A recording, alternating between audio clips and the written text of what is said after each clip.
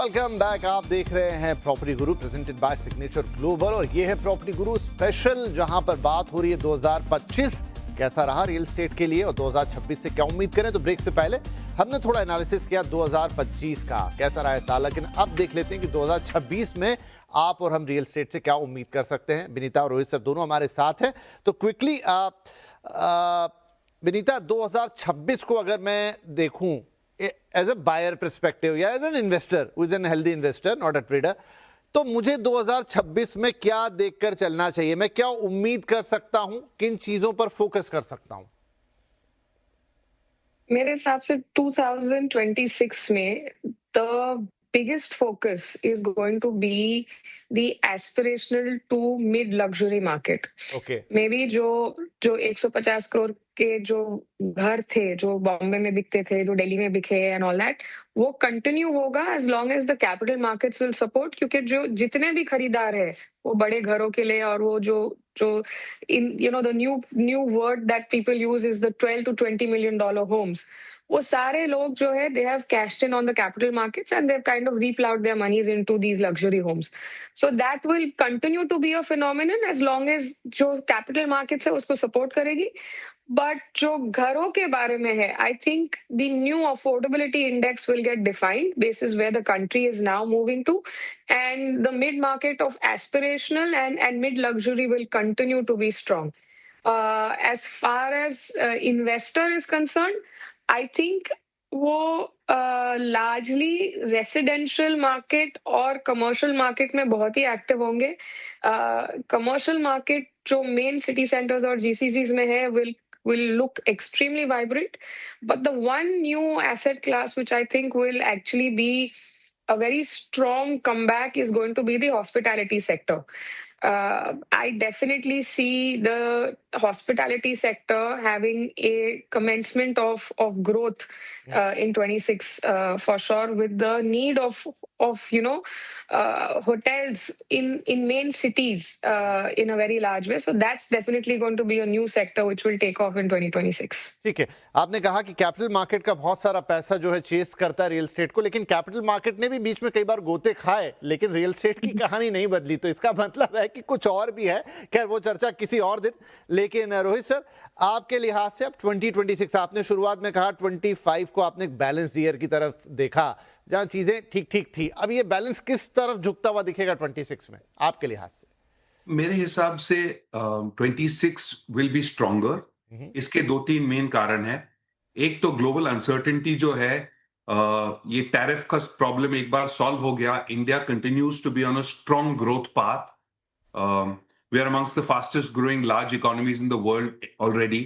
तो एक बार ये टैरिफ का एक बार इशू सॉल्व हो गया तो I think that will add N impetus.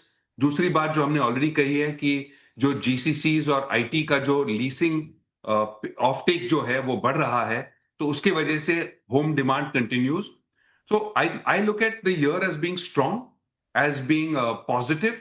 मगर इसमें एक ही जो मैं वार्निंग कह सकते हो कि अगर डेवलपर्स ने प्राइस ज्यादा बढ़ा दिया तो affordability will get impacted again और फिर स्लो डाउन हो सकता है.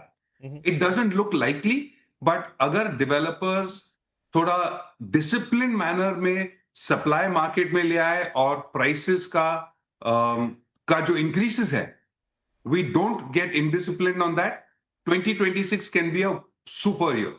जी, क्विकली मेरा एक सवाल कि क्या 2026 में अगर इन्वेस्टर कह लूं या घर खरीदार कह लूं, उनको ये टियर 2 टियर 3 सिटी जहां पर आपको एक स्मॉल टिकट साइज मिलता है वहां देखना चाहिए, वहां की प्रॉपर्टी में एक रियल स्ट्रेंथ आएगी?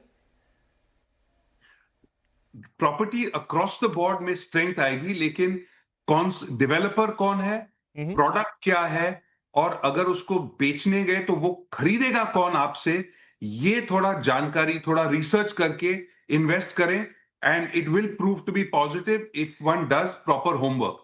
ऐसे नहीं कि किसी से भी कहीं भी खरीद लिया और प्राइसेस डेफिनेटली बढ़ेंगे. There is no guarantee of that. Quickly Vinita, आपका भी टेक इस पर. I'm going to be a little biased. अगर किसी को invest करना है, please put money in an AIF, especially with us, because it is better to hedge your risk against multiple projects than one project. But that apart, I think in the tier 2, tier 3 cities, what's going to definitely come out is going to be the opportunity of land. और investment अगर किसी को return के लिए चाहिए, it should always be more in land in a tier 2, tier 3 city rather than in an apartment. Because छोटे शहरों में क्या है, land is more fast moving than apartments. So that is one thing I definitely believe. And I think 2026, I'll just add over here, will be a year where land prices will stabilize. Because in the last 2-3 years, the land prices also had gone extremely large and extremely upward. I'm looking at that stability coming in definitely in 2026. ठीक है, तो अब अगर मैं इसमें अपनी बात भी रख दूं, मुझे भी एक एक्साइटिंग ईयर लग रहा है 2026 आते समय। अब जो बहुत ही प्रीमियम प्रॉपर्टीज जिनका हल्ला रहा, आई डोंट नो शायद वो वैसी रफ्तार दिखा दे, क्योंकि बहुत सारे ऑड्स तो अभी भी आए थे पर वो सिलसिला थमा नहीं। हालांकि कुछ ब्लिप्स या कुछ साइन जरूर दिख रहे हैं, लेकिन लेट्स सी। लेकिन ये जरूर है कि मिड रेंज प्रॉपर्टीज, या आप उन्हें किसी भी नाम से डिफाइन कर लें, सेमी लग्जरी व्हाटएवर, वहां पर एक थोड़ा सा आपको हलचल होती हुई दिखाई दे सकती है। कुछ वार्निंग साइन जरूर दिए गेरा सर ने, वो ध्यान रखना होगा। हाँ, कीमतें अगर बजट के बाहर गई या पॉकेट फ्रेंडली नहीं रही तो डेफिनेटली डिमांड पे इंपैक्ट आता हुआ दिखाई दे सकता है। लेकिन अगर सब कुछ इनलाइन रहा तो खरीदार रहेंगे, मिलेंगे। एंड टियर 2, टियर 3 सिटीज, जैसे विनीता भी कह रही थी, उनकी तरफ देखा जाएगा। वेदर इट्स लैंड, आप एक छोटी दुकान खरीदे, छोटा घर खरीदे, लेकिन हाँ, इन ऑल एक अच्छे डेवलपर से खरीदना, एक राइट प्रोडक्ट खरीदना, वो सब भी बड़ा इंपॉर्टेंट है। ऐसा नहीं कि आपने बस जो भी चाहा, मन चाहा खरीद डाला और आप उम्मीद करें कि बहुत अच्छे अप्रिसिएशन आए। So Vinita and Rohit sir, thank you very much. बहुत शॉर्ट समय में लेकिन बहुत अच्छा क्रिस्प डिस्कशन हो गया। एंड वी होप कि 2026 प्रॉपर्टी के लिए बहुत अच्छा रहे, सबके लिए अच्छा रहे, और आप दोनों को भी happy new year in advance. Thank you. Thanks so much, Vipin. Happy New Year to everyone. Thank you.